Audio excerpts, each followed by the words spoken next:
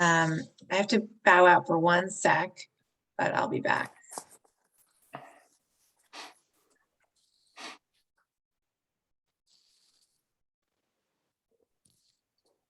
David, at some point your audio is going to hook up. Oh, there we go. Hi, David. Hi. Hello. I've got my enforcement manual here. I'll see what I can find out.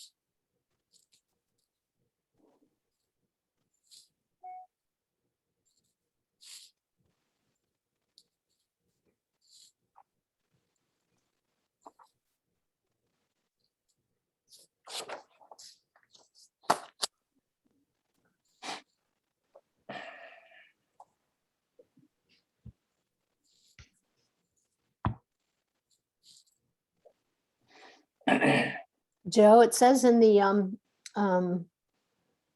in our regulations, and maybe you already know this, so forgive me if I'm stating the obvious, under 6.5-38 enforcement, inspections and fines. Yeah. It says that upon request of the commission, the mayor and city solicitor shall take legal action for enforcement under civil law. So Okay. how I would interpret that to be that if we have the power to issue a fine, we can do that. But if we also order something else to be done and they don't do it, or if they don't pay the fines, then it would be up to the city to go after them, Okay. enforce it. No, that answers that. Thank you. Yeah, it's easy. Hmm. It's probably more complicated than that, but that's what it says. Hi, Paul. Hey, how we doing? We're here. Yeah, that's for sure. I have a bad cough. I've been taking care of for a couple of days, so I'm just going to mute myself so I won't cough and disturb everybody, but I'm here. Okay.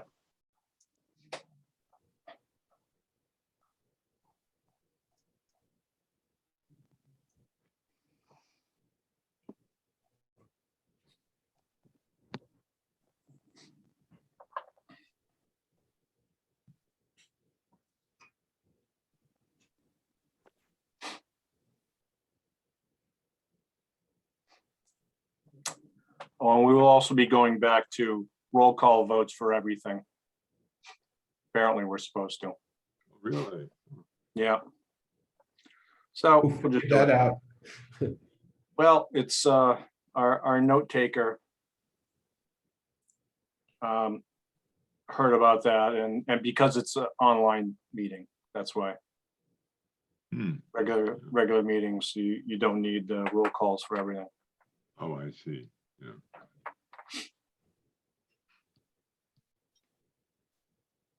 Forgot I was muted. Is there any talk about us meeting in person again anytime soon? Well, maybe in the spring, Spring. since COVID cases are going up again. Yeah. Yeah, it'll be a while. Yeah, the library looked into it, and I think we have until May 1st. You know, and that may be extended, but We have until May Oh. 1st for what? we can still hold Zoom meetings until May Oh. 1st. Steve, is that according to who? That was, well, actually Jared Eigenman looked it up, and it was, that's the state has said that somewhere. Interesting. Okay. All right, Hello, so- Daniel. Hello, how are you doing? Good. How you Yeah. doing? Good, thank you. Well, I don't know where Gretchen is, but it's 6:46. I don't either. I was emailing with her about the meeting, so I mean, I know she must just be held up with something. Okay, well, I think Maybe we're that's- gonna get going. There Oh, she there she is. All right. Hi, Gretchen. Hello. All right, let's bring this meeting to order. The November 16th, 2021 Newburyport Conservation Commission meeting taking place on the Zoom platform. This meeting's being recorded. First item on the agenda are the October 19th, 2021 meeting minutes. You have any changes, comments?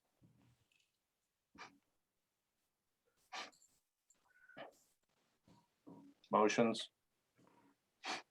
Motion to approve? Second, Roll call, Paul Healy, Yes. Steve Moore, yes.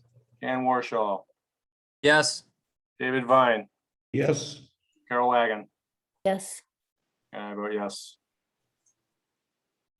All right, next item, Plum Island updates. I think we're gonna get our Plum Island updates in a little while. I don't know if we have anything else going on out there. Correct, Julie? Yeah, Anders is here and we can talk about the construction of the core bag project in the rock area when he covers the emergency certification for that project in a little bit. Okay. Next item is National Grid, 95 Water Street, update on the planting plan. Okay, let's see if we have, Teresa is here. Teresa, I'm going to promote you to a panelist. So you should be moving over and sort of, we'll be able to unmute yourself. Hold on. I don't think that worked. There you go.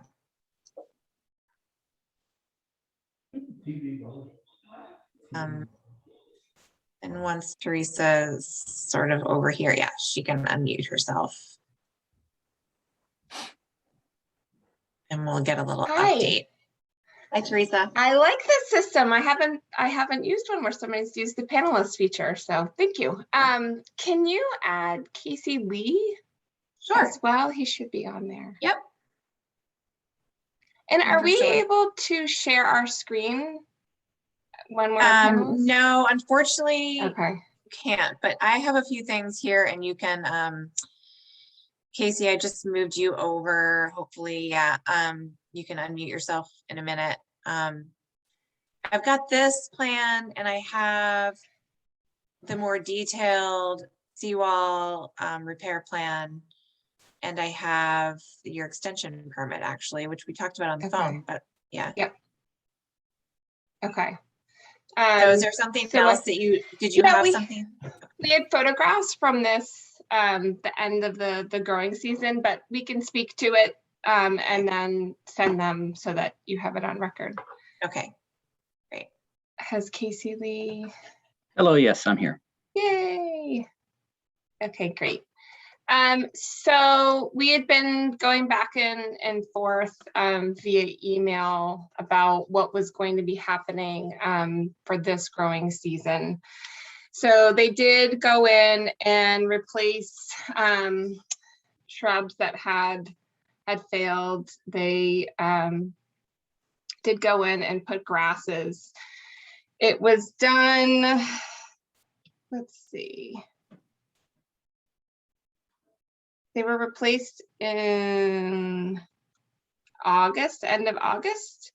And Casey Lee can speak to more detail on what was done, but the sum of it is at this point in time, we are not seeing the establishment that is necessary in order to even approach requesting a closeout. So Casey Lee can speak to more detail as to what they had done and then what we're anticipating to be completed in the spring. And then we can talk about the timeline for the permit that we currently have, given the state of emergency.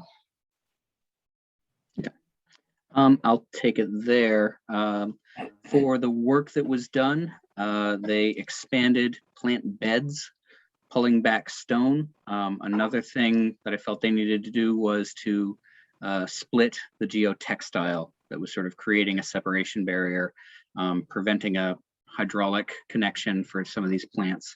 So now we have a better soil connection, wider spaces so that we aren't getting quite as much radiant heat onto the planting groups from the stone. 2020 was a pretty horrific drought year for us, but 2021 has been better. Unfortunately, these things weren't done till late in the year. So what we got out there and what was available for selection, we ended up with a combination of gallon-sized grasses and plugs. On my inspection, I hadn't seen the seed germinate. This was October that I came out, October 20th, 21st. Took a second look at the plants after the planting and found that the shrubs were in good condition. They had done some decent bud formation for the winter, but amongst the grasses, there are ones that had gone in cut back, and I didn't see any new growth on those to show that they had really taken. I dug one up to look for some root massing and didn't find that either. So I think they'll have some more of the panicum grasses to replace in the spring, and I think an early seeding would help to achieve this. Otherwise, the revised detail should be something that establishes. So do you have like a revised detail for us? We're looking at the original riprap planting detail. Is there something different that we should have that specifies how this is all moving forward? I don't remember that we drew a different detail, just that we gave the directive to remove the stone, split the barrier, and add the compost loam. But in the photographs that we'll send you, you can see an example of how that fits together. Okay. If you send those, I'll just forward them on to the commissioners. So they can review those. And this work was done in August? Late August. Oh. Okay, I guess I haven't walked out there in a while, now that I think of it.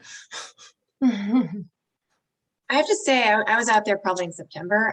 It looks, I saw that there were plantings in there, but it's very sparse. I'm just wondering why more weren't put in. It's not a huge area. I don't expect these things are going to, spread out given the situation with the riprap. So I'm just wondering why more weren't put in. In discussions with the client, we looked at what was an average balance at maturity and worked from there, as well as keeping the broader portion of the site open from woody vegetation for the views. That's why it's all woody material massed over on the west side, and then only the grass plugs in between and seeding in between the stone. I think too, Julia, because nothing has germinated, so we have, herbaceous, part of the plan is to have herbaceous cover in addition to, the grass plugs that were put in there, and that has not been established. Okay.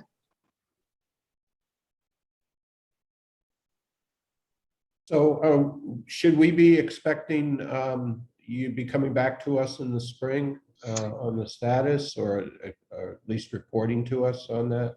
Yes, we can absolutely come back after they do the amendments in the springtime. So what we're anticipating is, another early seeding again.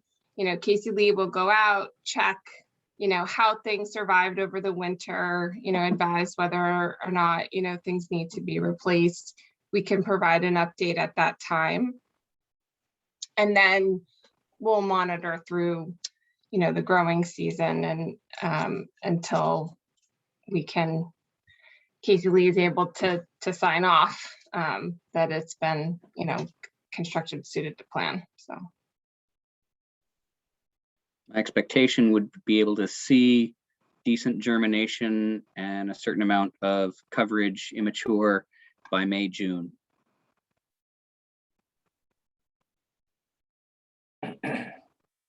No drought.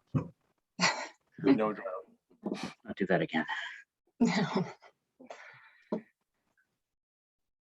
Okay, Do So you have so anything else? Oh, go we ahead. generally require things to be monitored through 2 growing seasons before we'll,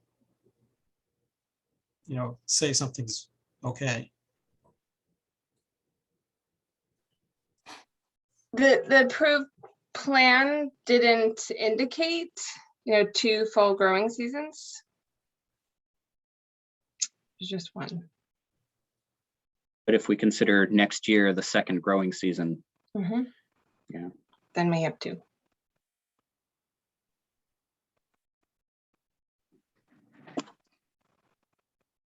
Okay, well, we'll cross that bridge when we come to it.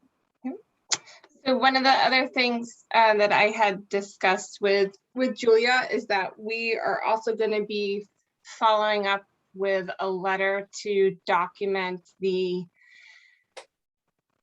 expiration date of the order of conditions in light of the state of emergency. So because it was open during the state of emergency and the tolling provisions apply.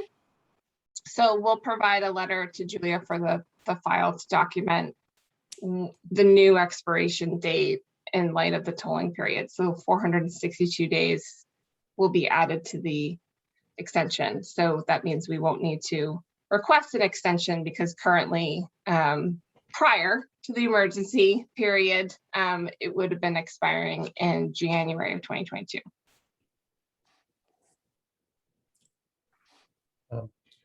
I appreciate this. You didn't come here tonight for this, but I seem to recall there was some damage to the revetment in one of the storms. Is anything anticipated for repairs coming up? That has been completed. So the only thing that's outstanding on the site is the area that was planted. Okay, so there was a storm some time ago that graveled the road. Yeah, okay, so you came back on that. Okay. That's correct. Yes. So when we had met with you to talk about the riprap was in place, it was a twofold discussion that we had. And I think, Julia, you have the plan that shows the corner where they had some erosion and they were going in to fill.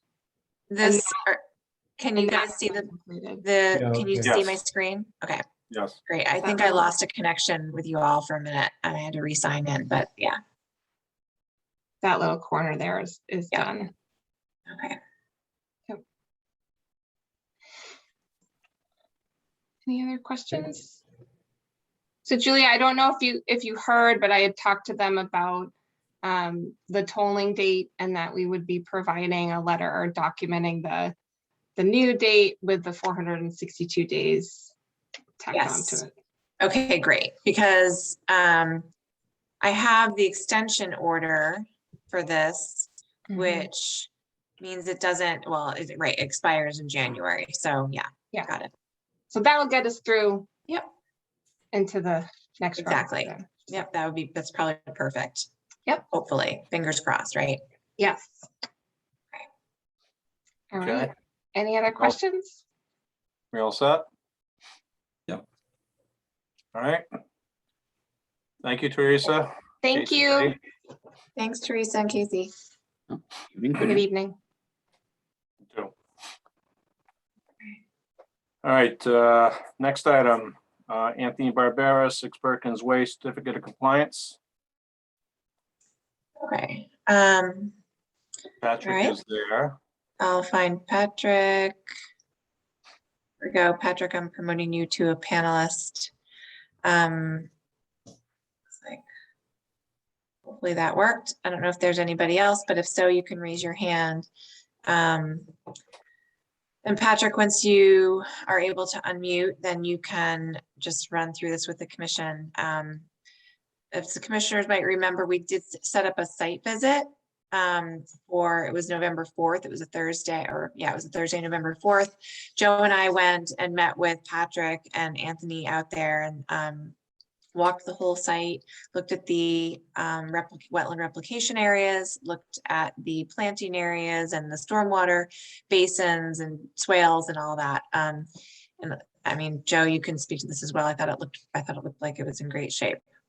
Yeah, I thought it all looked great out there. All right, Is well, Pat- oh, I there you am are. here. Can you hear me, Julia? Yep, thank you. Yeah. You want me to just give a little brief synopsis? Sure. So thank you, Patrick Seacamp Environmental. And as Joe and Julia said, we walked the site. You can see the pictures that are up right now. That is a picture of the replication area #1. We talked about the hydrology issues in that area. That's actually all a pretty dense canopy there of cattail in the middle of the replication area. I'm real happy with the way these things have come back. They're really robust. We've got total wetland plant communities, and we've got nice pollinator sort of habitat at this point around the side slopes of each mitigation area. So I feel like there's nothing more to be done that we can improve on the areas at this point. They're fully vegetated. The picture you see up there now is actually the bigger flood storage mitigation / wetland mitigation area that has a plethora of different various wetland species, a lot of sedges, soft rush, some other rushes in there, as well as you can see some of the cattail in the lower spots in the background. And again, a lot of pollinator habitat around the edges. And there are, they don't show in the photographs, but we have a fair number of silky dogwood, red osier, and speckled alder and high bush blueberry shrubs interspersed throughout the side slopes of those areas and on the sort of the higher spots within the basin itself. So I think these are amazingly robust for the time that we've had to get them established. And as I said, there's nothing really further that would need to be done. So I'm pretty happy with the way these have come out. The project itself is substantially complete. All of the landscaping around the building has been completed. The 20-foot no disturb buffer restoration has been completed adjacent to the stormwater management unit. Again, that's another sort of robust, very dense, both herbaceous and planted upland shrub and tree community in there. And the detention ponds, again, are fully vegetated and fully functioning at this time. So that's kind of my synopsis from the botanical end of things and how things look out there. Just for the commissioners who don't know, the photos that we were just looking at of the wetland replication areas are right here, where you see sort of like the orange and gray plantings, and over here is the larger sort of flood storage one that we were just looking at as well. So these came out really well. And these were mitigation areas for the crossing of essentially the roadside swale right along here. Yes. You know, it was a good July to get these things established. Plenty of water. Yeah, just a stellar season from my perspective. So, anybody got any questions?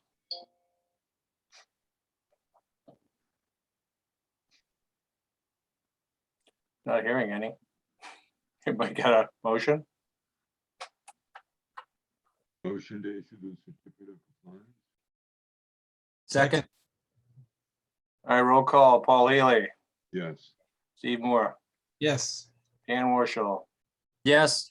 David Vine, Yes. Carol Wagon. Yes. And I vote yes. All right, Patrick, thank you. Thanks, guys. I really appreciate it. Thanks, Patrick. Thank you. All right, next item. Evergreen Commons LLC, 18 Boyd Drive. Request for minor modification and certificate of compliance. Okay, just trying to, okay. Let me get Tom over here. Chip Hall. Lisa. And Steve Sawyer. I can find these guys. All right, hopefully that worked. Is anyone else from the project team who wants to speak? Just raise your hand. I'll move you over as well, but I think I got everybody. Should be Julia, it should be Tom, Chip, and maybe Steve. I think that would be Yep. it. I think I Okay. got you guys, right? Yep. Hopefully Tom will be. Yeah. I don't know what happened to Tom. Oh, there he is. Okay. Yep. Anyway, so there's 3 things on the agenda for tonight for Evergreen. One is a minor modification, which is really just a modification of the operation maintenance plan for the rain garden and trail edges. And that's what we're looking at right here. We've also got a request for certificate of compliance for the whole project. And we have the CR, the conservation restriction. Language has been finalized. It needs to be voted on, accepted by you all, and then signed. There was one thing that we're waiting for still in order to do that, though, which is the baseline report and inventory. So I don't know, Lisa and Tom and Steve, how you want to proceed through all these items. Sure, I think I'll open up and then I'll turn it over to Tom and then Steve. So it's been a while and we were happy to have everybody walk around the project a couple of weeks ago, enjoy it. I think that it was fun to see the wildlife that was out there while we were there, and no, we didn't pay them to be there at the same time. So that all just happened. Tom was out there yesterday finishing up the baseline, or today, I guess, maybe even. And there was you'll see later on, there's a great blue heron that is now in one of the photos. So that's kind of cool too. So we are here tonight to talk about those items that Julia mentioned. For those of you who need a reminder, and for those of you who weren't here, I just want to remind you that the order of conditions requires us in special condition 61, that after we're completed with the construction of the homes in the final phase, and before the issuance of the last certificate of occupancy, we have to submit a request for a certificate of compliance, a letter from Steve regarding the construction, which he's done. It's part of the submissions, photos of the completed project, which is part of the baseline, which Tom is submitting.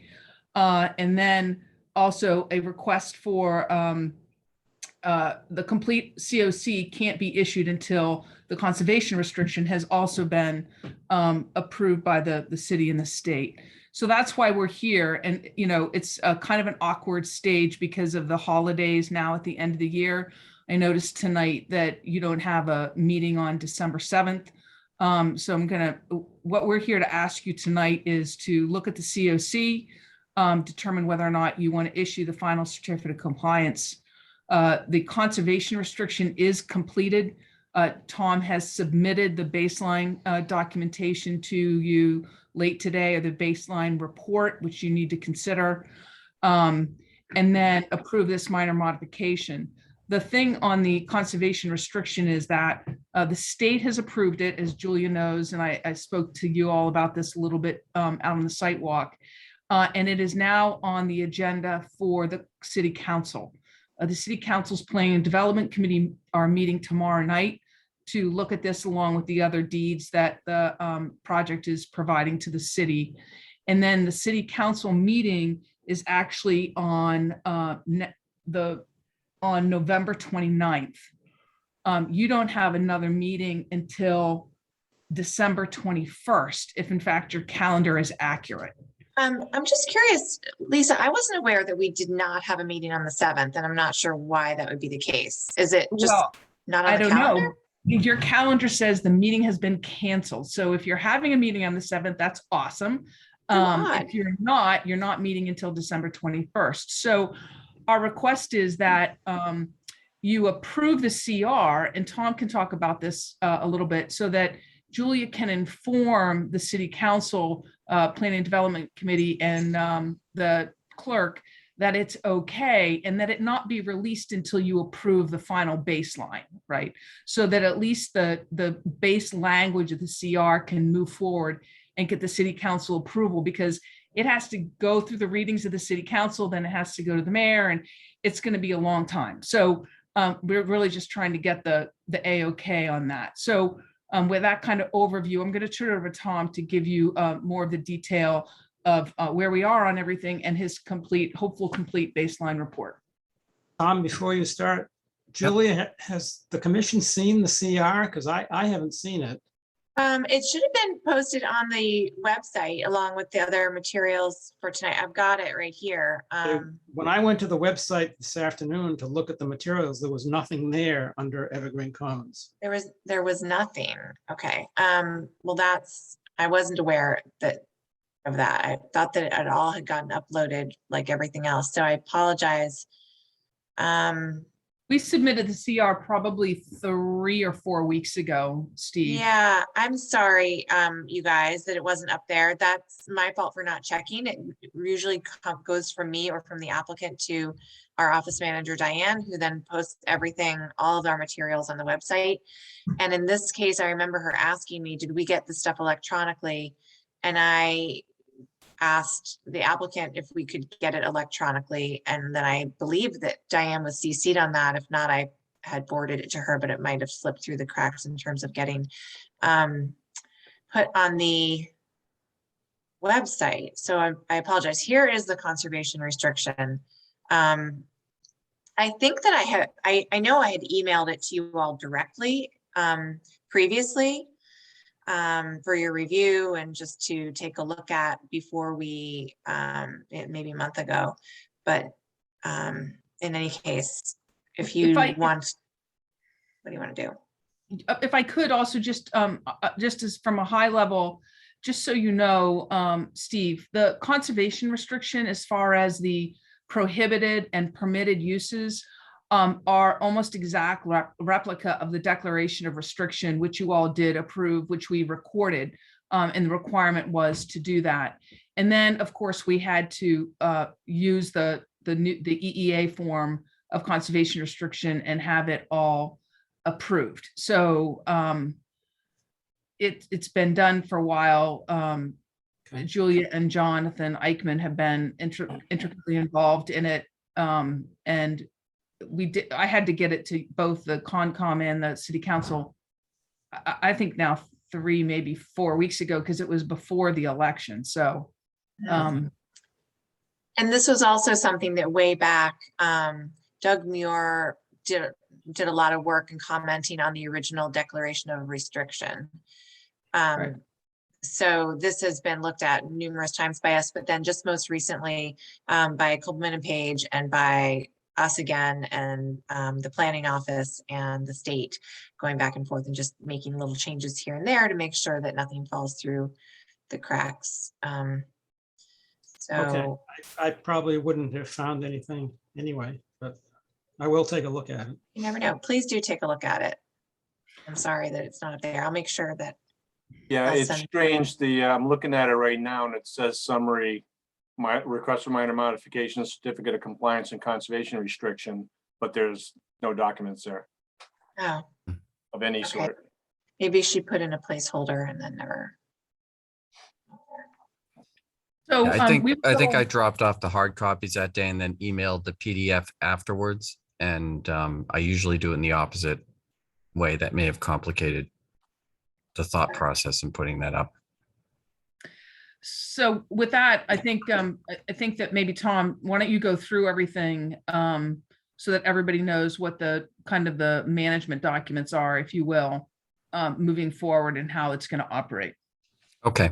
I do want to point out that in the baseline report, a couple of my attachments are part of your minor revision tonight. So Wait, can you just stop for a sec, Tom? You're Yeah. talking about the base, is there a baseline report? 'Cause I haven't there seen- is, it was emailed into you after hours, and I did send you a text in case you got that to Yeah, let you know it was okay. there, but I understand you haven't seen it. I just want to pull it up on the screen if that's okay, if you can let me share screen.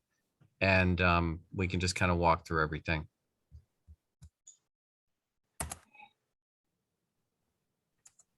Oh, I need you to stop sharing so that I can share. All right, great, thank you.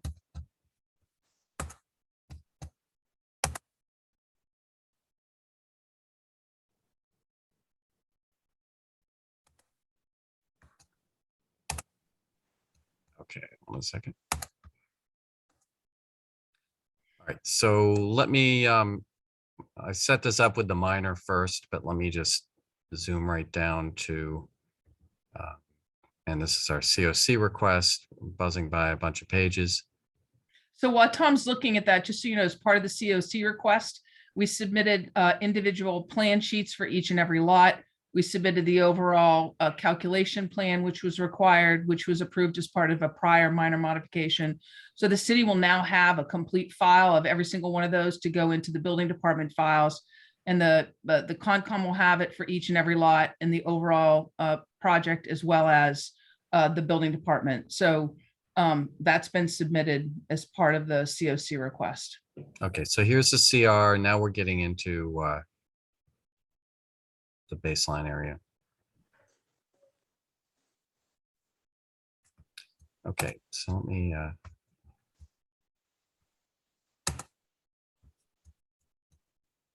okay, so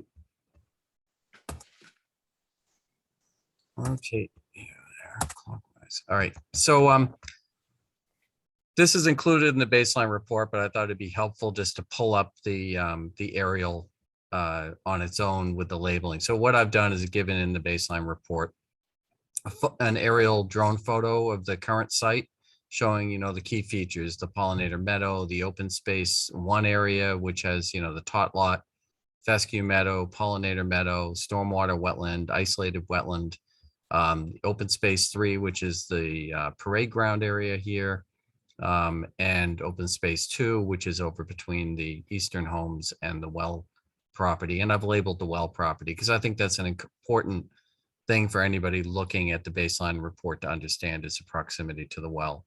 Okay, so now I have to rotate back. Okay, so this is the what's been submitted to you is the baseline documentation report. Has the location, discussion of the past of the property, how it used to be a golf course, and how we basically have created this this open space area. Talk about the values, and these values are cut and paste directly from the conservation restriction. I did add a note on one area here where it talked about the Garrison Trail access, and I just noted that that was not authorized by DOT, but it remains a possible future connection that can be pursued. Just to clarify that, because we can't change that language in the CR now, but it is clarified in the baseline report. So then we go through each open space area. So here's open space area 1, talk about the general things within it, everything from the isolated wetland to the tot lot, to stormwater treatment, the trails. I give a photo of the one you saw a second ago was the north. This is a photo of the south. Again, some nice big overview drone photos. Open space area 2, again, kind of a drone photo showing, you know, this area, which is Fescue Meadow. The Fescue Meadow areas are essentially intended to be open lawn areas, but it's a drought resistant grass. So while it looks like lawn, it doesn't require, you know, ongoing maintenance in the way that you know, of a typical lawn. And we talk about that area, and then again the open space 3 area with 1 large patio with a fire, not a fire pit, a fireplace, and And it's also got 3 small little patio type structures on it as well. Go through again, talking about some general things on site, the walking trails, etc. And then the property conditions report, which I'll get to in a second. A discussion of the status of each of these at the time of recording of the CR. You know, all the main features, the conservation restriction. I basically refer to the conservation restriction, which gets attached as one of the key attachments here. So what gets attached is the conservation restriction, site inspection report, the monitoring plan, which I'll show you in a second, the landscape O&M table as approved by you guys tonight. I was a little presumptuous to assume that you're going to approve that tonight. Landscape sheet L0, which is the one that you approved back in April. The final stormwater management O&M, which again, a little presumptuous, but that you're going to approve that tonight. The tot lot equipment detail sheet, and the final as-built, which is part of your COC request tonight as well. So what I want to show you here is this is the conservation restriction monitoring plan. Basically, photo 1 starts at the trailhead at Boyd, and basically we go around the site. This picture is actually at the trailhead, but it takes a picture along bound to bound of this property line and notes any, you know, any other items that are kind of in plain field of view. The second photo looks down the trail, and then we basically follow the bounds around. And as we follow the bounds around, every time we get to a stormwater feature, there's a picture of the stormwater feature. So every little area you see here shows the photo, its location it's taken at, and the direction it's taken in. You'll notice that at each bridge, we have photos in all 4 directions. So we get the island, we get the meadows on either side, the wetlands on either side. We have a number of different trail locations where we have photographs up in those areas. On open space 2, the focus is really on looking for encroachments along bound to bound to bound.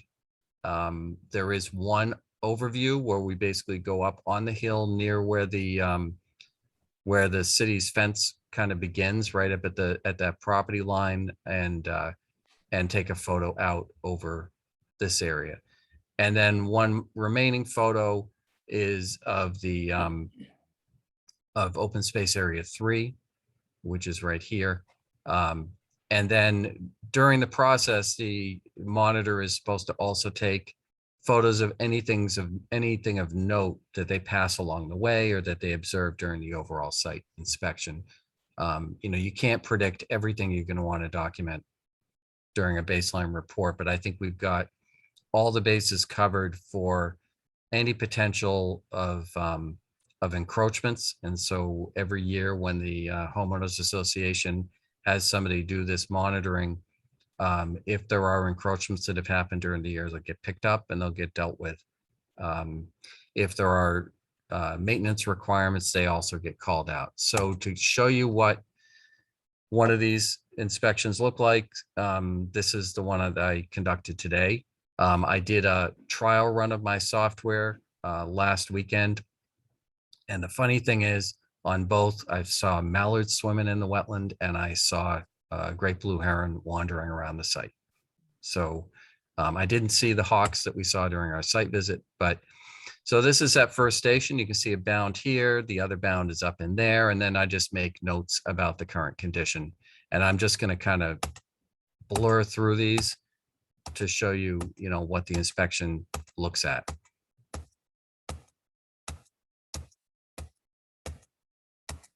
You know, so you can see bound to bound, key features that we pick up.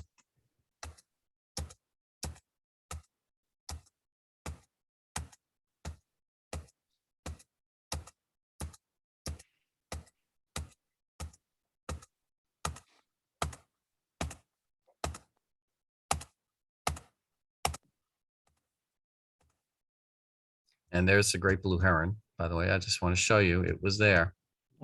I can even give you the latitude and longitude of its location, but so now during this site visit, we did actually identify a few areas where there's some encroachments we're bringing to the attention of the HOA. There's a landscape bed on one lot, and actually I can jump to that to kind of show you. There's also like an irrigation box outside. So all of those are going to be brought to the attention of the HOA, and we would expect them to get rectified. But that is the kind of thing that we'd pick up. So this landscape bed was installed probably before the bounds were in place, but the homeowner's landscape bed extends over into the open space. So again, that's the kind of thing that we picked up on. When we were looking for encroachments earlier by survey, we were really looking for hardscape kind of things, and the surveyor wasn't really focused on landscape. So we've picked up a few things. We also have a patio that literally goes like 1.5 inches into the open space. That was an earlier correction, but apparently wasn't corrected all the way. So that's something that will be brought to the attention of the HOA. And we have a timber landscape structure that had been removed and replaced by the landscaper for the homeowner. And unfortunately, they kind of bowed it out in the middle. So the ends are in the right places, and in the middle it goes over. So that was all picked up during this baseline, and all those things are going to the HOA, and we expect them to be promptly addressed. I know Lisa was working on notice to them. Yeah, I've based on actually that we've already drafted the notice. It'll go out tomorrow morning since Tom just got us. So we'll send them the sheet that has the issue on it along with the notice to remove the encroachment. So And they were all, excuse me 1 minute, Tom. They were all very responsive before. So we'll send it out to the homeowners again, and we'll copy the HOA trustees. right. And in the case of the timber and the patio, both of those folks had people hired to bring it back, and they just didn't do it properly. So on both of those, we've run strings bound to bound. So it's very clear when they go to fix it, how far they have to come back. So, and there's a couple other areas that are really what I think of as kind of minor, and I'll just show you like an example.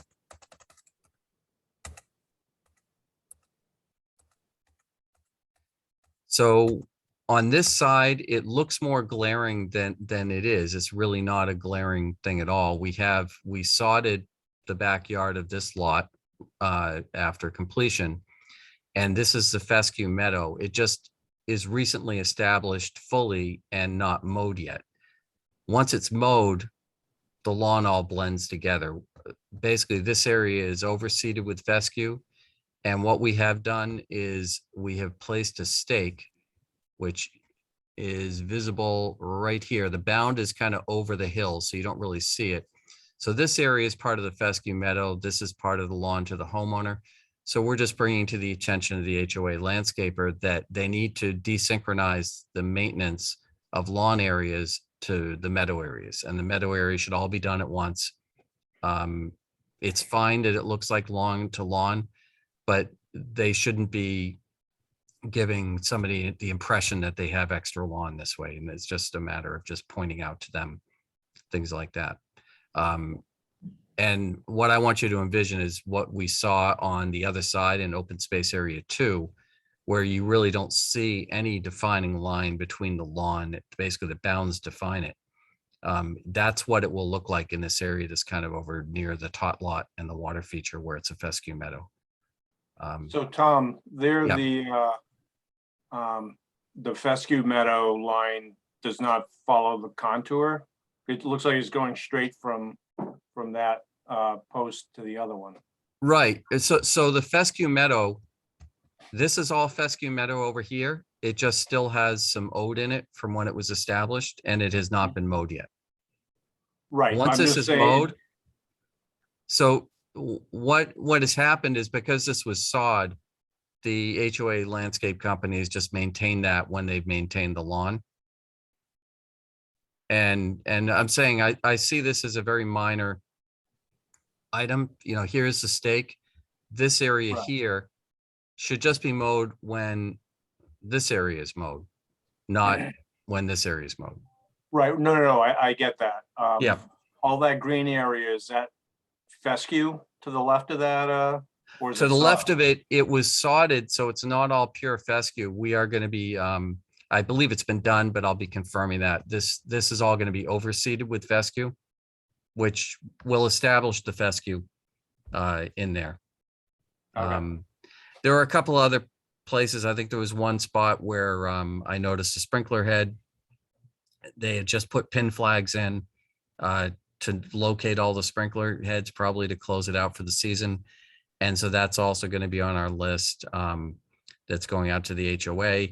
And I'm going to be suggesting to the HOA that they should just be checking with all of their membership, because I can't say that I picked up every sprinkler head that may be out there. And they need to basically test their sprinkler systems, look at the bound locations, and if they have any part of that infrastructure that's in the open space, it should be removed prior to next year's monitoring report. You know, again, I think that's all pretty minor at this point, and it's all very manageable through the normal HOA process. And we have a couple places where we just need to paint the edges of the pollinator meadow. And by that, I mean the farmer, you know, did the core of it, but where it goes bound to bound, we might have a foot that we need to get in and touch up and trim back the grass and put down pollinator. And the landscaper is working on that. So we expect to have all that done shortly. And, you know, when we've got 22 point something acres, I mean, we're talking at most of, you know, a couple thousand square feet. So it's pretty minimal areas that we're dealing with right now. You know, and the site looks amazing. I mean, this is what I was hoping it was going to look like the first year, but when you walk out there, I mean, there's constant people walking on the trails. It's there's wildlife. I mean, if you walk out there, I'm guessing that great blue heron isn't going anywhere anytime soon. So if you want to see a great blue heron, go for a walk at Port Place. You always see mallards in the wetland. All of the rain gardens are functioning well. They do need maintenance. They need a little bit of Phragmites pulled, et cetera. That's another thing we're bringing attention to the HOA landscaper, you know, through these reports in a much more formal way than we've brought it to their attention before. But we expect all that will get dealt with promptly. Do you have a photo site along the trail where that erosion was taking place and you put the, you know, the two pipes underneath? Yeah. Hold on a second. It held up really well over the weekend, Steve. Good. Yeah. Okay, hold on a second. Okay, so it's going to be picture. It's in the area of picture 12. Hold on. So this is on the hill looking down. If you remember, this is the area where we did the transitional meadow. Yep. So it's plantings and the sledding area. So that is of that area. This is standing on the path looking down, and this is the swale, and this is the Okay. path. Okay, good.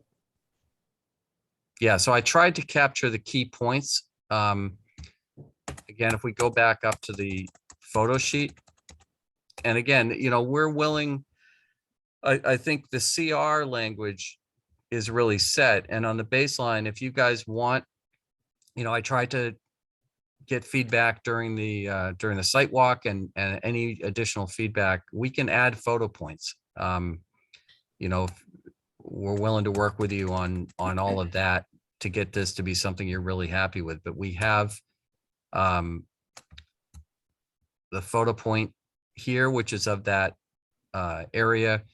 We have photo point of the trail here. We have photo points of the trail here.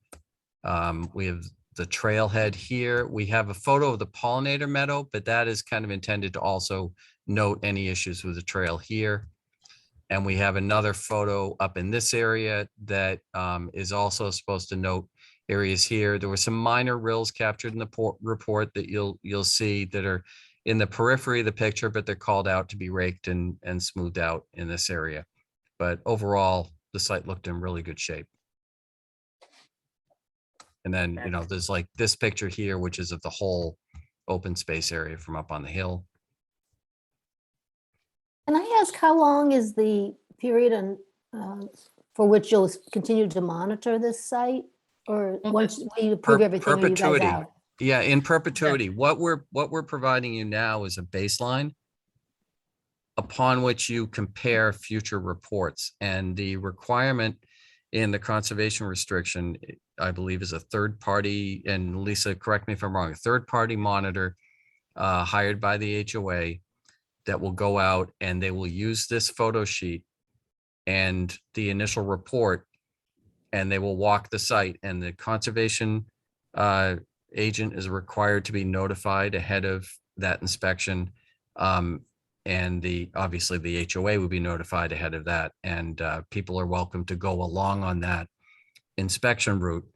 And every year you'll get a report. So we've been dealing with any encroachments as they popped up. And from now on, the site becomes a little bit slower, a little bit more stable. And every year, if there are encroachments, they're to be, caught with this reporting process as well as remedied through it. So yeah, if I could, so Carol, since you weren't here when this was originally all approved, one of the things that the CR, the declaration required, and then the decisions all required was an annual report on an annual monitoring report. And so let's say essentially every year about this time, which would be appropriate given that, the end of the season and whatnot, right? This will happen and be turned into you. The developer had to pre-fund in the for the HOA to pay for a conservation agent, a monitoring agent, independent monitoring agent, so that once it was all turned over, that would continue and they would have a base set of funds to pay for that ongoing monitoring after we left. So that was all established. I would venture to say that this is probably the most comprehensive conservation restriction and detailed monitoring report baseline information that the city has. That's my guess. Julia, you should tell me if I'm wrong, but that's probably. I would have to agree with, all CRs are pretty comprehensive in terms of how they're written, but with regard to the monitoring report, if this is the way it's to be set up with this many photo points and this much detail for each photo point, it is definitely the most detailed one that we currently have. Essex County Greenbelt does some of our CR monitoring and they give us great reports. And they have great narrative descriptions and things like that, but very much fewer monitoring locations. So yep, especially for and those are much bigger sites as well. Right. So I think, look, the developer is really proud of the OSRD aspect of this property and the work that has gone into the open space. And so, the goal is to have it maintained in that way. And it was clear from the city, from all of the boards initially, that they wanted that to continue on. And so we're hoping that, obviously you just got the baseline report, so you're going to see it, but we're hoping that if you are going to have a meeting the 1st of December, that you're able to review this and issue the COC and actually approve the conservation restriction tonight, or at least vote to give Julia the authority to tell the city council that it's ready to go, subject to, whatever final sign off you have, but that they can go ahead and vote for it, that the document itself is ready to go. Yeah, I would support that, just given the amount of review that we've done on that already, and that we really did come to the conclusion that it was in great shape in terms of the written CR.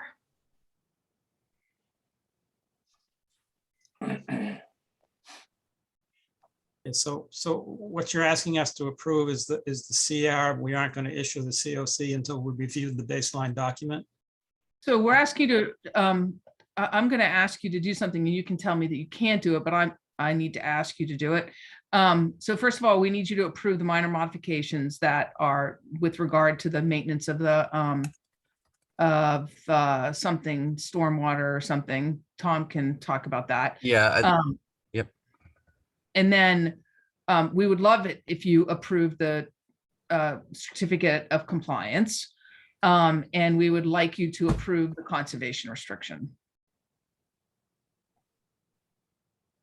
I'm gonna say that I've had conversations with these guys about this, and I'm not recommending a final approval of the certificate of compliance until after the CR has been approved by not just you all, but by the city council as well. So then Yeah, it would be two votes, the CR vote and the minor Minor mod. modification. Tom, if you want to talk about the minor modification. Yeah, okay, so two different things that came out of our experience out there. One is the stormwater management O&M for the rain gardens. This evolved from the mowing incident during the summer, and we agreed with city staff that it made a lot more sense to just turn them into rain gardens that are mowed, because with all the vigorous meadow growth occurring there, the shrubs are kind of getting dwarfed, and it's more difficult to see whether or not these things are being maintained. This just would become a regular mowing. For detail, Steve is available to describe this in more detail, but essentially we're turning them from rain gardens that require frequent weeding and all that, and refreshing of mulch, to rain gardens that are mowed. And I think there's plenty of habitat out there. We don't really need the shrub part of it. The ongoing mulch maintenance is just, I think, far more impactful to the surrounding open space. It's just sort of a better situation for everybody, and easier for the city to make sure they're being maintained. I would totally agree with that. We did have these conversations back in the spring when it all happened. And I agree that I think moving into the future, to have them be mowed will just highlight the fact that they are stormwater depressions. We may want to consider them actually rain gardens anymore that same way, but that it'll just be more clear whether or not there are any problems with them, if they need to be cleaned out at all, and that they should be left to serve their function. Okay, and the other change was pretty minor, and that is that trail sides would be maintained out 3 feet from the trail edge, mow herbaceous plants monthly, and prune back woody vegetation as necessary.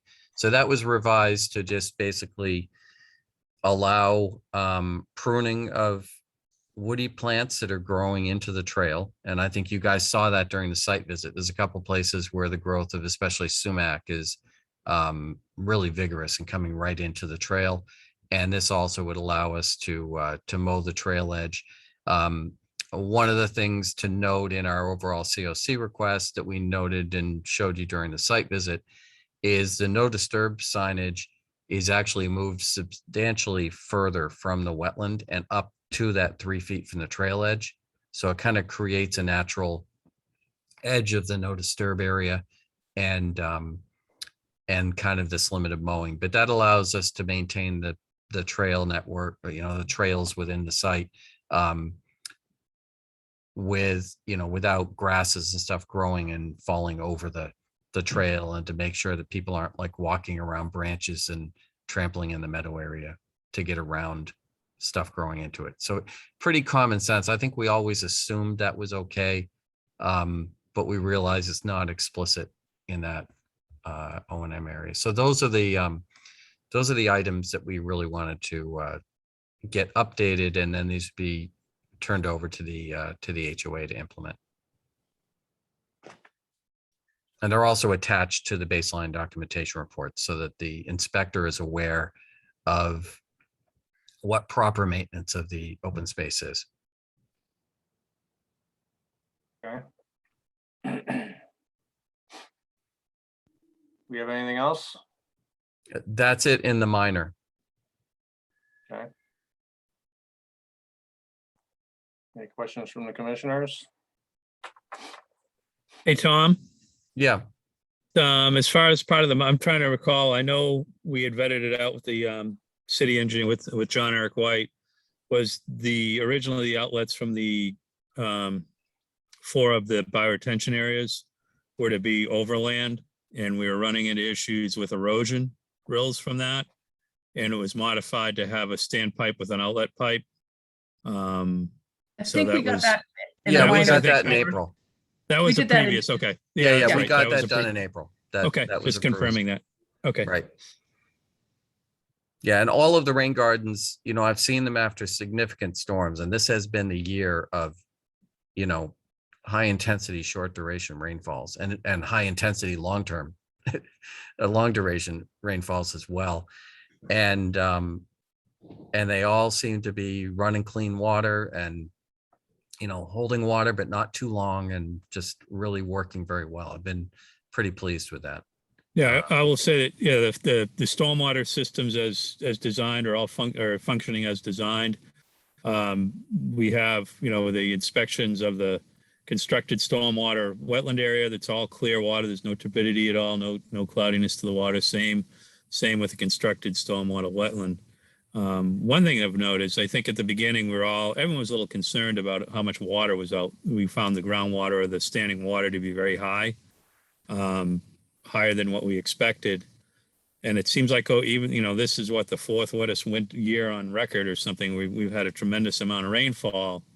We expect a site like this where there's no outlet, the water to be running high.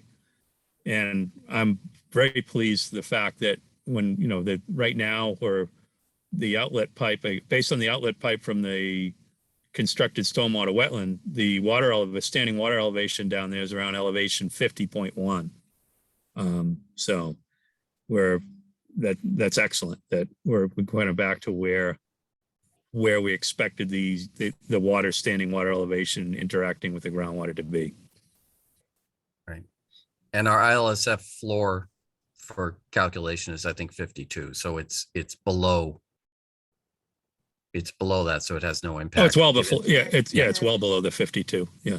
Right. But no, the hydrology's been excellent. If anything, a touch wetter than what we planned for, but the wetland is healthy and it maintains hydrology and really looks fantastic. And it's being used by wildlife. So Wetlands do like water. Yeah. And Yeah, and we then- haven't had any complaints from residents, at least recently, about water, about wet basements or any kind of issues like that, where I think at the very outset, there were a couple, those were addressed, and I haven't heard anything recently. We've had a lot of water. I think, Julia, it all goes also to what we talked about on the site visit, that the site is now, those all happened early, right? Now the site is developed and all the landscaping is in and the grass is grown and things are working. And so the water is now being absorbed like it's supposed to be, right? Yeah, right. yeah, and there was some fine tuning where Steve worked with John Eric on, areas where it's so flat to just get the water to work, and it does now. So I think we probably ought to ask you to approve the minor to start with, because the minor is incorporated in the baseline. That seems to make sense to me. And then ask you to vote on the CR. And then I recognize you got to read through the baseline report. We have those issues with the HOA to address, so we can come back and discuss any revisions to the baseline report that you guys want at the next meeting, along with the COC request, if that's appropriate. Yeah, sounds fine to me. So we Julia, get one- we are meeting on December 7th. Yeah, I mean, I'm not sure why it says we're not, unless I'm forgetting a discussion that the commission had about maybe people were away and we needed to cancel that, but I can't remember. No, we Talking didn't. about we December discussed 7th. that. No? All right, well, if you all are gonna be here, then I think we're having a meeting and I'll make sure that gets changed on the calendar. We Yeah, have items. If you're not, we may have to request an extension, because I think we expire. Yeah, Well- so Paul, David, Carol, Dan, are you guys all on board for December 7th, or the first Tuesday in December meeting? I had it in my calendar. Yeah. I will not be here on Quality December control. 21st. Okay. Maybe that's the one that we 7th is- meant to cancel. Well, the thing is, we will have something on our agenda. It'll be a COC for this. Right. So, On the 7th, yeah, so it's, yeah. Okay, I'll so make a those are motion the, to approve the minor modification. Second, Roll call, Paul Healy, Yes. Steve Moore, Yes. Dan Warshall, Yes. David Vine, yes, Carol Wagon, Yes, I vote yes. So we need a motion to approve the CR. Yes, please. Motion to approve the CR. Second. Roll call, Paul Healy, Yes. Steve Moore, Yes. Dan Warshall, Yes. David Vine, yes. Carol Wagon. I'll say yes, but I'm a little concerned that we haven't actually seen it. Or did Julia say she had sent it and it just wasn't on the website? Yeah, yeah. If you look back at your emails, you'll probably see I sent you a copy of it maybe a month ago or a month or two ago, but it is apparently not on the website, which it should have been for this meeting. I will make sure that it gets up there. And then you'll be able to view it more readily. And you can let me know if you have any questions. But again, I just want to emphasize that it was put together way back when essentially the basics of it as the declaration of restriction when, and Doug Muir helped a lot with getting the language correct in that piece, which then flowed into the language of the CR. And then we went back and forth with the state about some issues, and they had made some changes. I made some additional changes. Planning office commented on it. Copeland and Page looked at it and commented on it. And we got it to a place where everyone sort of agreed that it was the way we wanted it to be. Okay, I give up. Yes, Is that a yes? yes, yes. And I vote yes. All right, Then we'd ask to continue the COC discussion till the December 7th meeting. can I get a motion? So moved. Second. All right, roll call, Paul Healy, Yes. Steve Moore, Yes.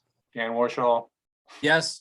David Vine, Yes, Carol Wagon, Yes, I vote yes. And if I could, Julia, through the chair, if you wouldn't mind informing Richard Jones and Heather Shand tomorrow that the commission voted on the CR so that they have that for their discussion for the committee meeting tomorrow night.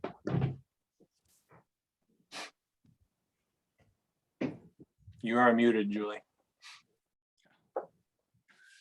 I'm sorry, I will, thanks, Lisa. I will send them an email right after this meeting. Thank you very much. All right, thank you. Thank you. Thank you. Mr. Chair, Yes, I have to jump over to Newbury, and I understand the commission wanted an update on Q Street. To give you, if I can just give you a quick update before I jump, and if you need more, maybe Lisa can hang on till that item's up. all right, 2 minutes. All right, so we've got Everett Chandler Winter GEC LLC is putting together a compiled conditions plan. He's also updated the current version of the existing conditions plan to show the actual X zone boundary. It was oversimplified before we were brought in at being at elevation 10, and we actually have to use the state plane shapefile from FEMA and lay it onto the property. So we've basically put on the zoning setbacks and the X zone. And I believe I saw today the final kind of refined version of the garage, but the biggest thing that's delaying us right now is the compiled conditions plan, because those things take time. You know, Everett puts his stamp on it that it's an accurate representation of what existed at the time that we're setting, right? Which is before any changes were made on the site. So we need to make sure that's right. The client is extremely anxious. He's calling me weekends. He's calling me nights. He's calling me all the time trying to get this work done. It's just a matter of overall workload and getting Everett, you know, to complete the work that does take a great deal of time and you know, review. But with that, I do have to jump. I'm getting a text that I'm up in Newbury. So if I can have Lisa address any further questions or any issues you guys have later, and I Okay. can try logging back in after my 2 hearings over there. Okay, All right, thank you. all right, thank you. Yep. Okay, next item on the agenda is City of Newburyport, Reservation Terrace, Plum Island Emergency Certification. And I just want to let the public know that this is not a public hearing.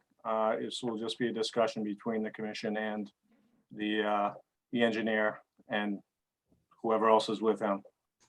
All I right, just unmuted Anders, or Anders, I moved you over to be a panelist so you can unmute yourself when you get over here. And the commissioners, I've got up, I'm sharing the screen with the emergency certification that was issued back on November 4th. And it was signed by me and needs to be ratified by you all at tonight's meeting. This is the project plan, and Anders might want to just give you all a quick summary for those of you who haven't been out there.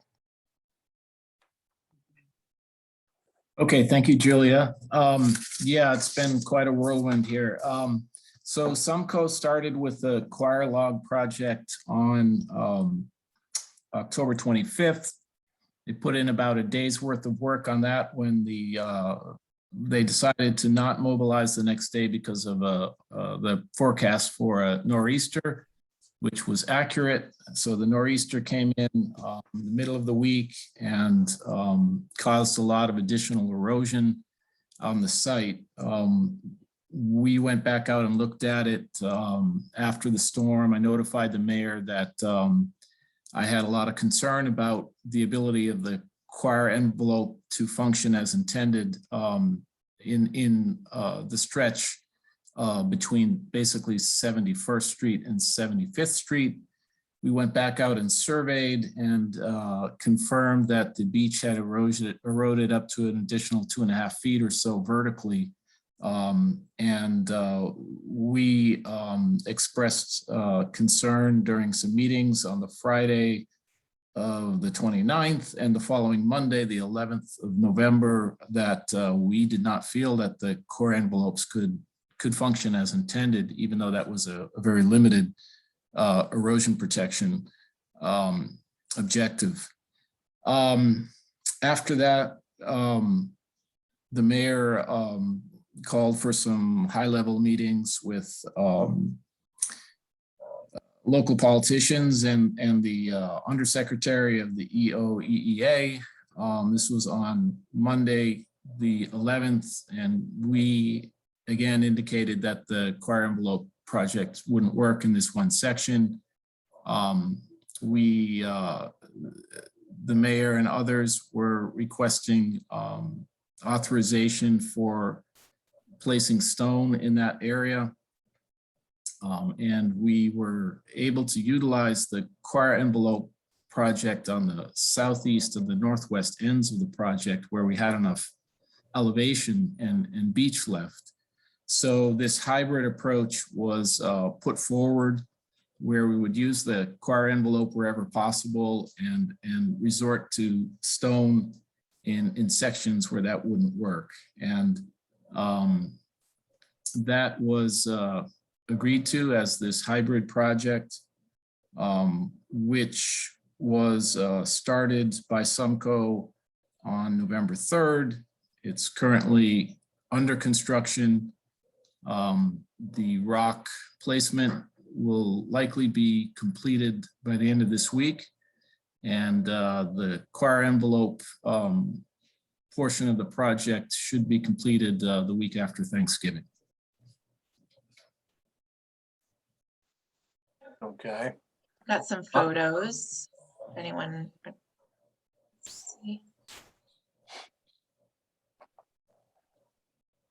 Here's a picture of the core envelopes. Once they've been, this is one layer of them on the eastern end, once they were sort of tied up.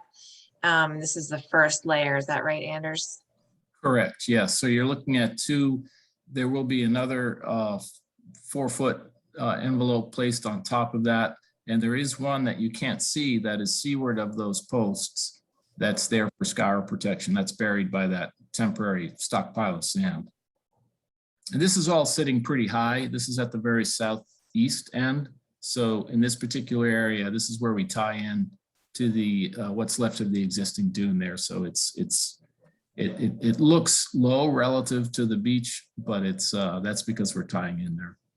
And this is what it looked like today. Yeah, so that's been covered with sand. That the southeast section has been completed. And they covered it with sand and they've moved over to the northwest section. And these are your photos, Julie? These are mine, yeah. For some reason, I couldn't get Steve's to join the same document here, but Steve took some great photos too, which show the rock area. There's more construction going on down further west of the additional core bags down on that end. And again, this was this morning.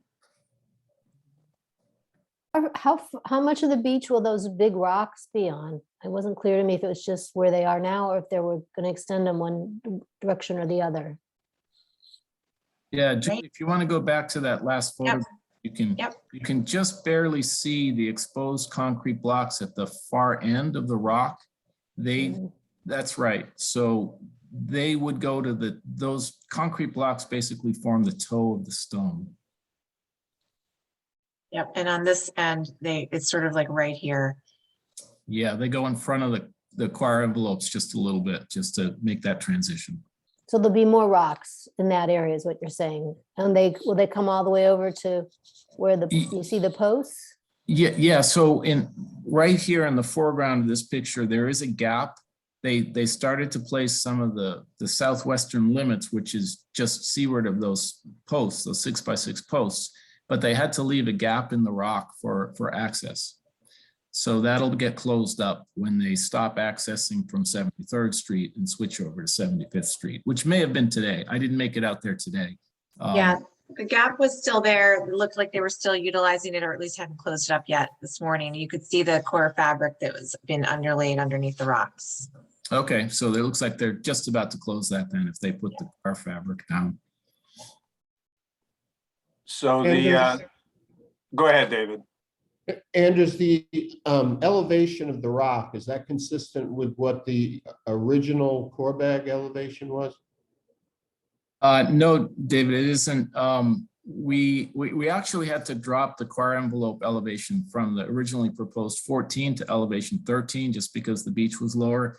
But the stone, there just isn't enough room to go that high. The top of stone is at elevation 10. So it's 3 feet lower than the top of the choir envelopes. See. And those stones are all on city property?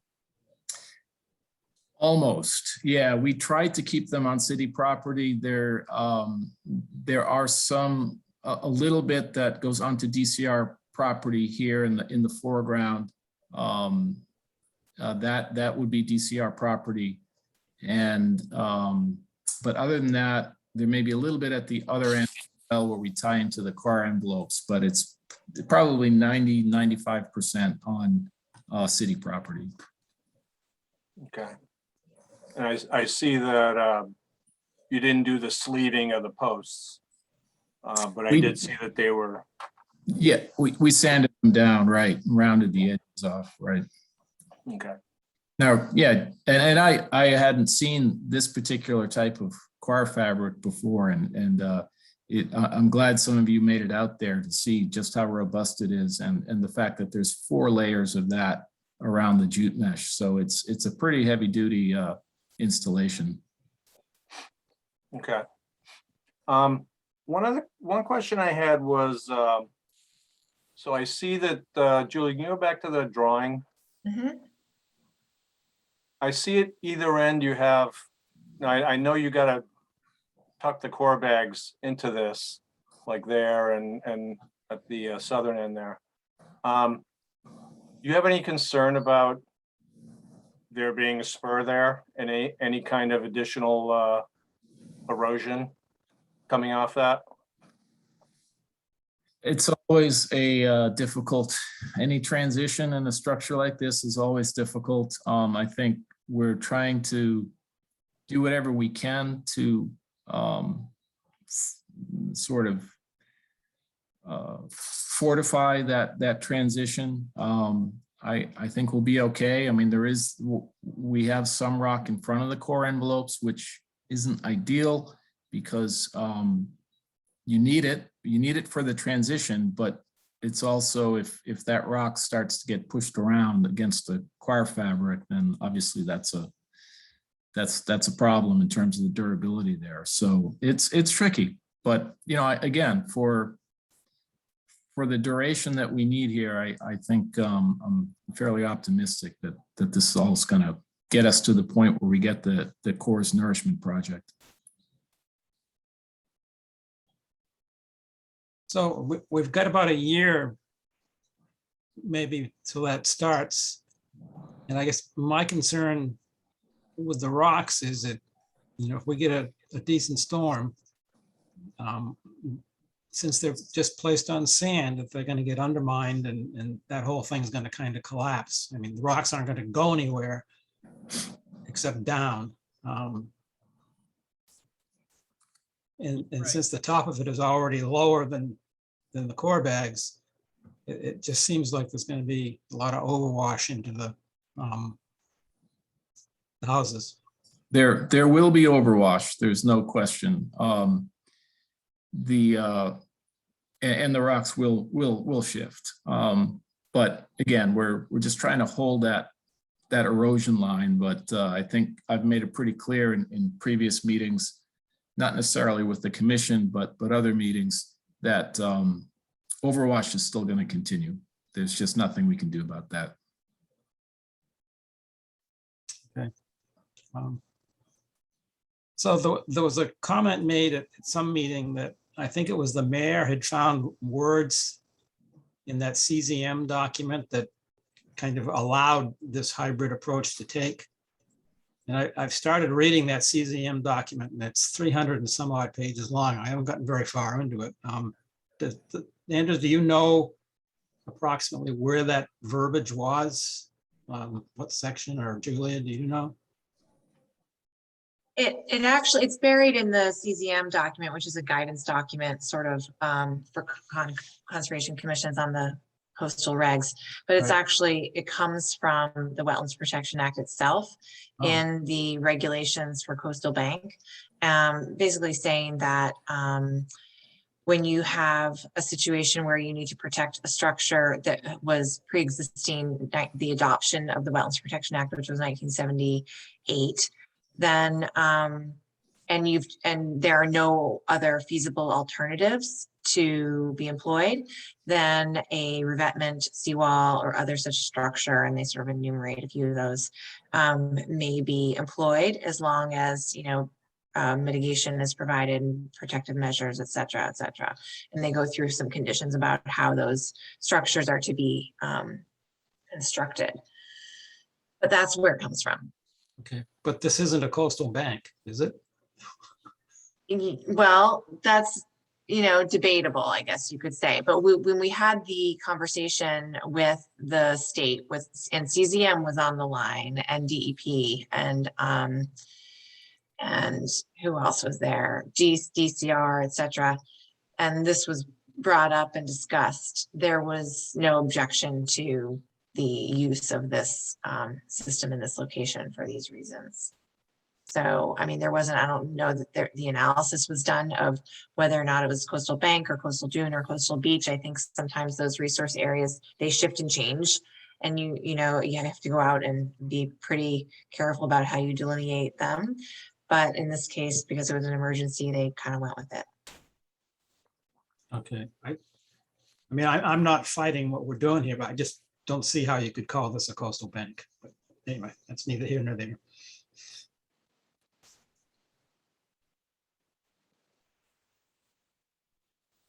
What'd I miss? Nothing.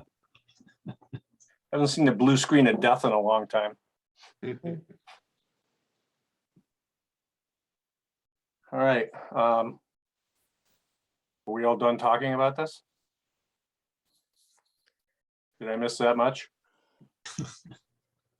Any other questions?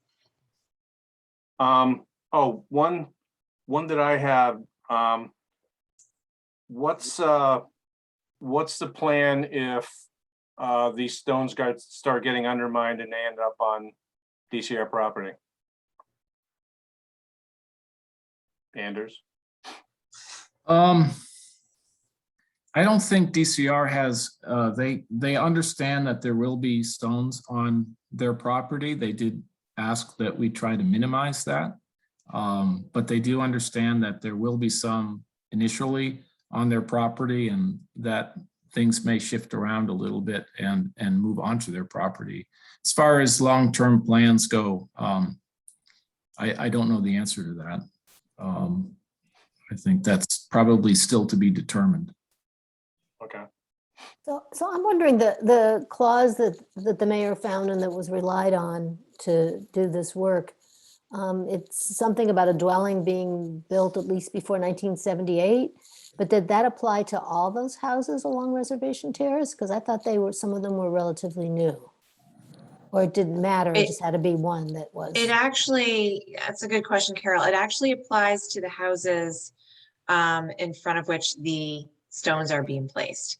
And it also was looked at as applying to the roadway, the public infrastructure, which I know the language says structure. In this case, I think they're looking at the road as a structure and the infrastructure within the road also as being pre-1978, obviously, and needing to be protected in that way. So yeah, it didn't go beyond. I mean, I think there was a search done on the construction date of the homes that along 71st to 75th. And essentially, originally there were homes there. Beyond that. Those are all older homes then? Well, the one at the end of 75th up on the pilings Yeah. is clearly newer, but there was, I believe, a home there originally in that location. I mean, this is all kind of debatable at some level. I came in the middle of it, but DEP is not going to say anything about this, correct? Or not gonna Correct. This fight was it. all discussed in detail with the state, with EEA, with DCR, Coastal Zone Management, who would be the ones who would object probably the most. And it was agreed that in this case, in this limited zone, and it was limited to the area, the only area where the core bags could not be feasibly placed. And where there were structures dating prior to 1978 that needed to be protected, including the city's roadway and infrastructure, that in this limited location it could be allowed. But what I don't understand is that wall isn't going to stop the water from coming over and possibly infiltrating those houses.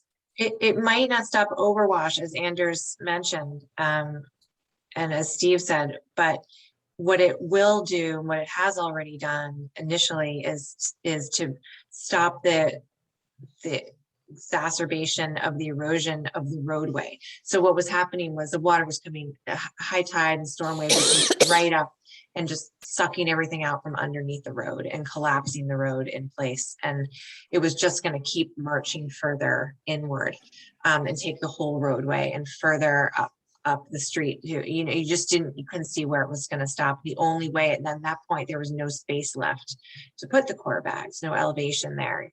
So really, we just needed something to break up the wave energy so that it could no longer come in at such a force to those structures. How far under the roadway are the utilities? You know, because when I was out there, I saw a good amount of roadway torn up. I guess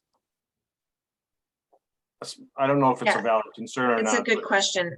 I don't know, Anders, do you know? I want to say like 6 feet. I'm not sure.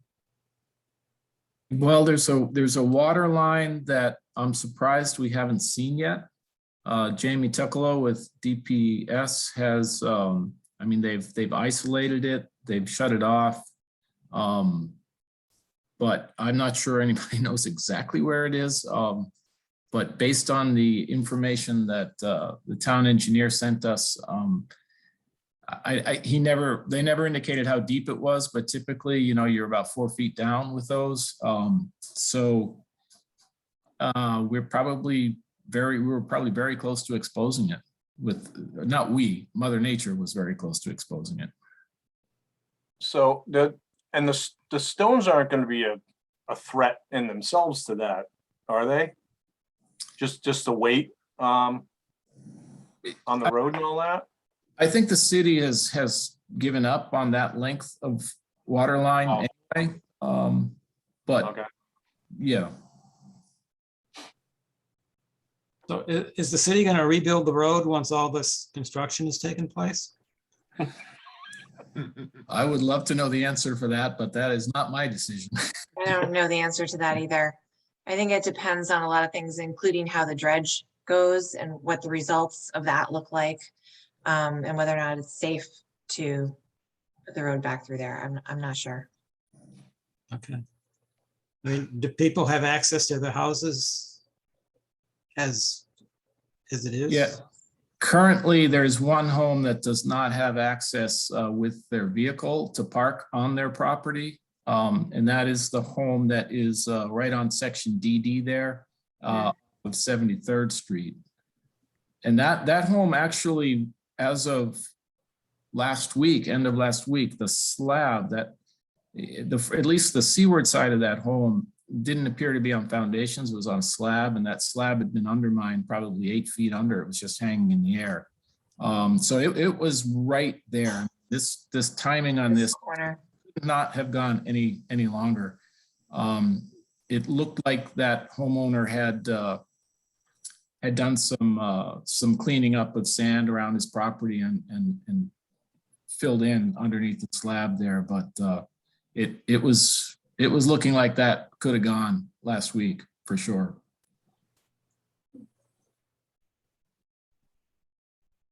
Excuse me, this probably isn't relevant, but I'm just wondering, excuse me, how much this latest work cost the city? Anders, you might know better than me, but my last understanding was that it was the cost of the core bag project was 450,000 and the state was paying the majority of that, 350, I believe they kicked in, or 400 even, and the city was paying the rest. And it may have changed, but probably not much. Yeah, that's just about correct. I mean, the actual bid price from Sumco was a little bit less. Somehow the city and the state had coughed in an additional 50,000 roughly just for contingency, I guess. And with the Sumco still trying to catch up with all of this in terms of the contract amendment, but they're pretty confident that the total contract cost with all these changes is gonna be fairly minor because they're saving a lot of labor. The coir envelopes are very labor intensive and they're saving a lot of labor on that at prevailing wage. So they think it's pretty much going to be a wash. And I think the number was on the order of 350,000. Now, it's one thing that the mayor has made clear is that the state is paying for the coir envelope project portion and the city's had to pick up the rock portion. So the credit that Sumco was getting for not doing the core envelopes is going back to the state, not to the city. No, there shouldn't, we don't expect to see any significant credit because of the cost of the stone. We think it's going to be about a wash. Well, again, this isn't our the credit. No, but I'm not surprised that the state won't kick in for the stone. That's going to be a city thing. All right. And is there a mechanism of some sort that determined that this was the only solution, or that none of the other solutions of a soft nature were? How did the final conclusion come out? Was it a report of some sort, or what was the mechanism? No, it was really engineering judgment on our part, Dave, where, the core envelopes would be sitting at mean high water, so they would be getting cyclic loading from the waves on pretty much every high tide. Even so, they just, the amount of loading that they would have to endure just wouldn't allow them to. And this was explained to them at the meetings you had, and that's Yes. sufficient. That's what that's. Correct, yeah. Okay. Anything else? No? Can I get a motion? Motion to approve the emergency certification. Second, Second, Okay, roll call, Paul Healy, yes. Steve Moore, Yes. Dan Warshall, Yes. David Vine, yes. Carol Wagon, Yes. and I vote yes. All right, thank you, Anders. Okay, Thanks, Anders. evening, everyone.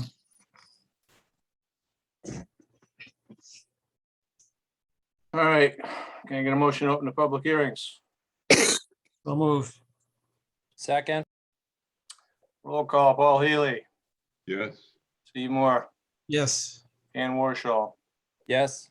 David Vine, Yes. Carol Wagon, Yes. and I vote yes.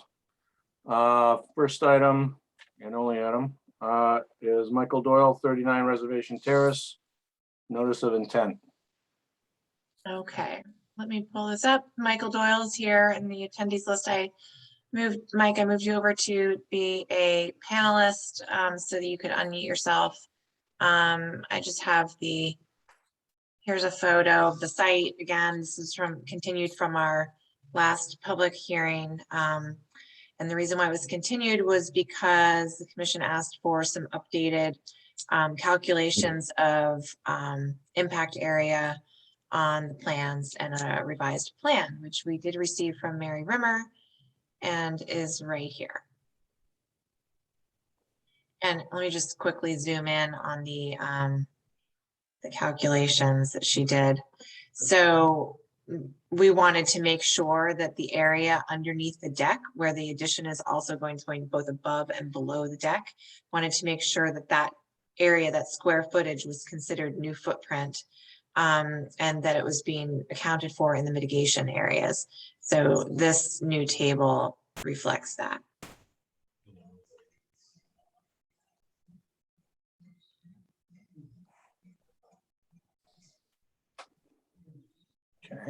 Okay. Mary wasn't able to come tonight. She had a conflict that she had to be somewhere else. Mary's there, Oh, is she? raising her hand. Oh, Mary, I didn't see you. Sorry. There's Mary. I just promoted you panelist.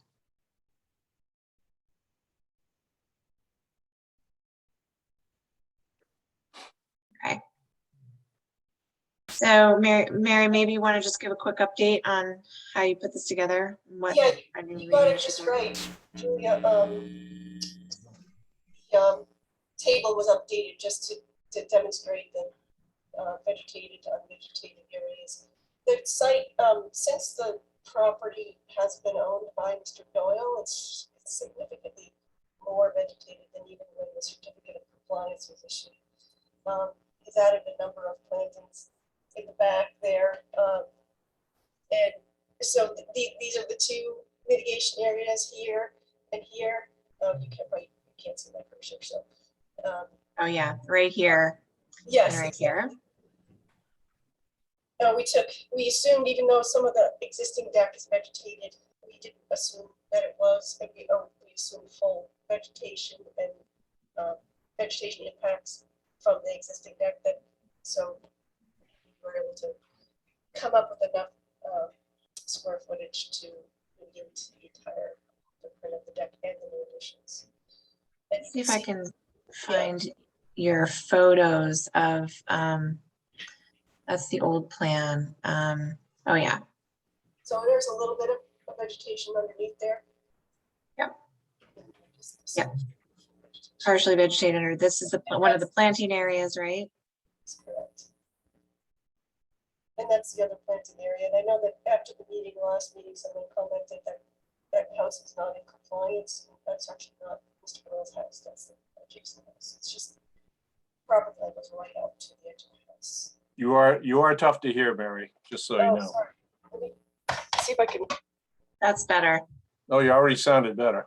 Okay, sorry, I had it down for another meeting, so, yeah, the vegetation area goes right up to the edge of the existing, the other house. That's not Mr. Doyle's house, that's the neighbor's house. The property line comes right up to, actually, that little chimney that's shown in along the edge of the house is actually on the property line, so. I just wanted to point that out, that that's not his, that's a photo of his house. But he's got some experience in planting dune grass, and I expect, you know, these areas will look as good as the rest of the lot will when it's finished. Okay.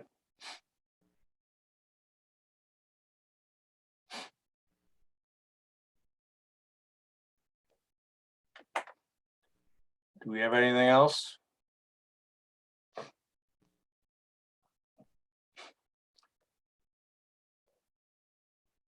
And I just wanted to That was remind- it. I didn't have any notes from, just wanted to say, I didn't have any notes from our last meeting that there were any other questions No, about the project. Yeah, we didn't have a DEP file number at that time either, so. Okay. I just want to remind Mr. Doyle, those walkways need to come up for the winter. Yeah, the wooden walkways. Other than that, do we have anything else? I don't see anything. Anything from the public?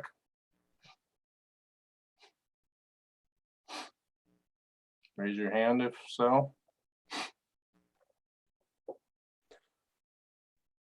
Seeing no raised hands. What would we like to do? Motion to close the public hearing? Second, Roll call, Paul Healy, yes.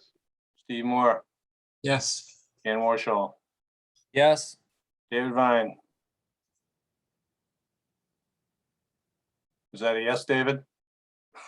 Yes. Okay. Carol Wagon, Yes. and I vote yes. All right, thank you. Thanks very much. Mary, Thank you. All right, your motion to close the public hearings. So moved. Roll call, oh, wait, I need a second. Second. All right, roll call, Paul Haley, Yes. Steve Moore, Yes. Ken Warshall, Yes. David Vine, Yes. Carol Wagon, Yes. and I vote yes. Well, since Attorney Mead is here right now, let's go to enforcement and violations, 3Q Street. okay.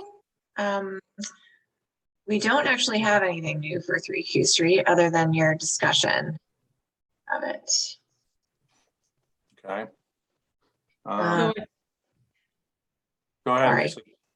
Well, I don't think I can say any more than Tom. I will tell you that everybody's been working hard on it. And really the idea is to get that existing, in quotes, conditions plan accurate. And that has taken some work.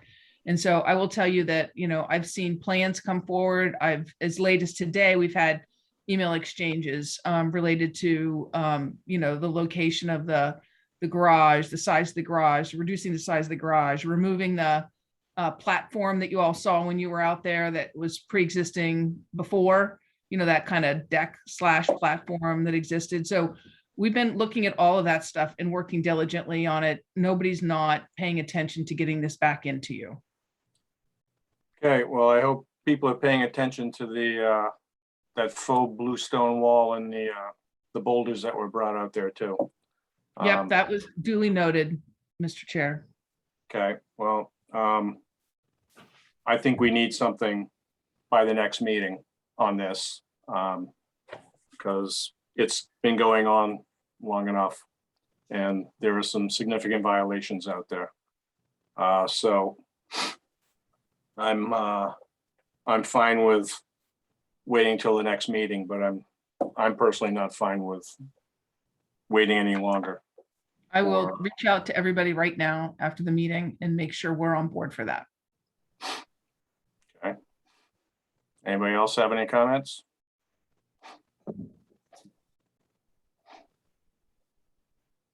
Okay.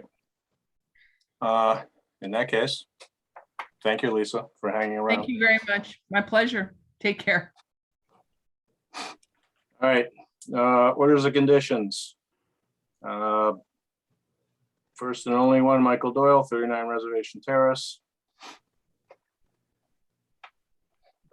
Yep, the only special condition I have noted on this one is the wooden walkways that are on site to access those patios, that they are not to be considered permanent structures, but must be removed in the fall of each year and maybe replaced in the spring to facilitate access again.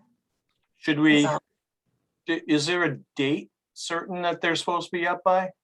That's a good question. I mean, I think you guys could specify that. I would say, you know, I'm guessing that the reason why they're there is just to make it easier to access those patio areas from the house through the dune grass and whatnot, and through the sand.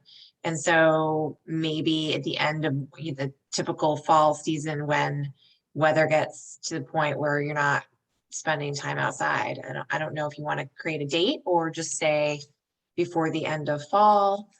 I don't know. You guys. Because the regulations don't say anything. They don't give us a time date at all. No, they just say that they must be removable. Maybe we need a policy when they must be removed by. Basically the winter season, but Like November 1st to April 1st or something like that. that would be fine with me. Even though these Novembers seem to be warmer. I'd be fine with December 1st and Yeah. April. What? Can't hear you, Paul. I know your mic is on, but can't hear you. Can you hear me now? Yes. Oh, okay. No, I think December 1st would be better because Novembers can be kind of nice, and people may be having holiday type parties and et cetera to say goodbye to the fall. So I would say December 1st would be a better date. Yeah, that's fine by me. Fine with me. And then it can put down after April 1st. Okay. They may be put down anytime after April 1st. So December 1 to April 1. Yep. Can include Yeah. that. As far as the storage on those, I don't think we got into that to any degree. I don't think it matters much, except if they're being put on top of vegetation and so forth. I remember him saying that he would store them in the sort of underneath the house in the garage area. But I Right, yeah. can make a condition that they shall be stored in a, area that's on yeah. gravel or driveway or parking or something. Not Well, on the, something not on the vegetated. vegetation. Yeah.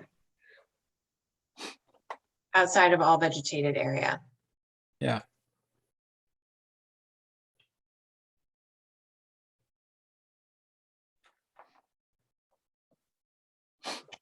Although if you say that, then that they could be stored exactly where they are.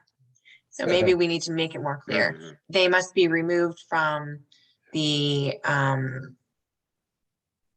dune and placed either within the driveway or underneath the home, or decks for storage.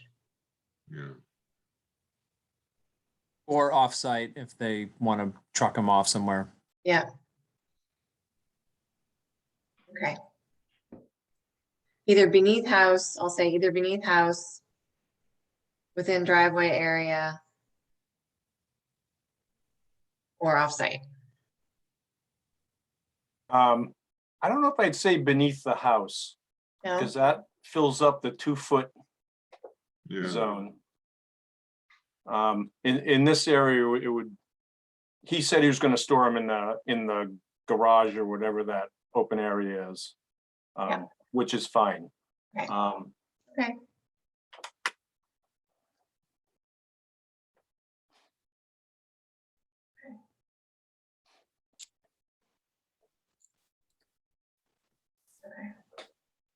They're either in the garage / driveway area or offsite. Yeah. And I'll put gravel garage.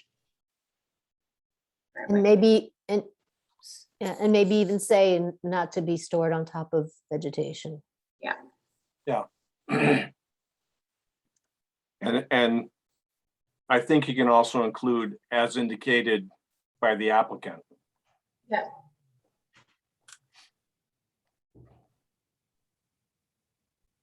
Okay. You have anything else? That was all I had written down. Okay. Do we want a motion? Motion to issue the order of conditions. Second, Can we just have Julia read it back to us so we can hear the whole thing? Yes, okay, that's a good idea. So my notes are kind of scribbled here, but I've got special condition that the temporary wood plank walkway shall be removed in the fall of each year prior to December 1st and may be replaced in the spring after April 1st to facilitate access to the patio areas. The walkways may not become permanent structures on site and shall be stored off-season within the gravel garage or driveway area or off-site.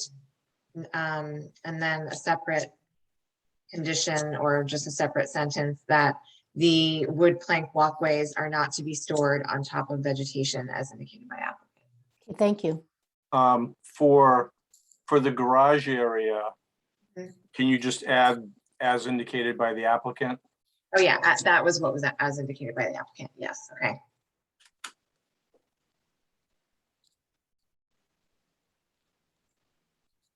And Dan, your glasses are very creepy, glowing blue. You need more front lighting. sorry about that. You look like the Fly earlier. I'm operating from an alternate location. Oh, okay. An undisclosed alternate location. Absolutely. All right. Okay, sorry to interrupt that. We were going to vote. No, you can interrupt whenever you want, Carol. You just got to turn your mic on before you start talking. Yes, We, sir. of course, there would always also be the standard Plum Island special conditions to go along with this, which require any, replanting of any damaged dune vegetation during construction and that kind of thing. No soils may be brought on site, only beach grade sand, and you guys have seen that whole list, so I'm not going to read it. Okay. Okay. Would we like to issue this order of conditions? I made a motion to do that.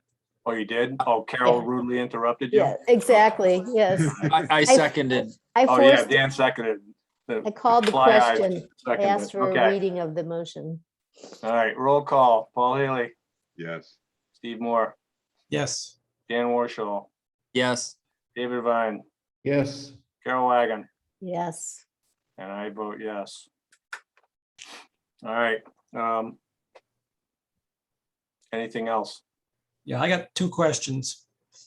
Okay. Any progress on getting a new member, Julia? No, sorry, no progress on getting a new member, but I can follow up with Donna's assistant. I'll send her an email for the meeting. Okay. All right. And 57 Low Street, there were 3 orders that went before the council last Tuesday, I think. I never saw anything in the paper about whether they did anything or not. Julia, do you know anything about that? That went before the council and they sent them to committee, all those motions. So now those are going to be before the Budget and Finance Committee. And I believe they have a public meeting in December. I want to say December 2nd, but I'm not sure. But you can check the public meeting calendar. It's a Budget and Finance Committee meeting that they will be discussed at. They were not discussed. Oh, so they're not going in front of planning and development. Were they in front of planning and development before? Good question. I don't know why they went to budget and finance. I'm not familiar with why they did that. Well, probably because they're purchasing the property or saying they're gonna purchase it. Well, the state has a deadline of December 31st for them to decide, so You know? they can't dilly-dally too long. When I find out when the hearing is, I will let you all know. I'll send you an email with the details. Okay, Okay. thanks. That's it for Anything me. else?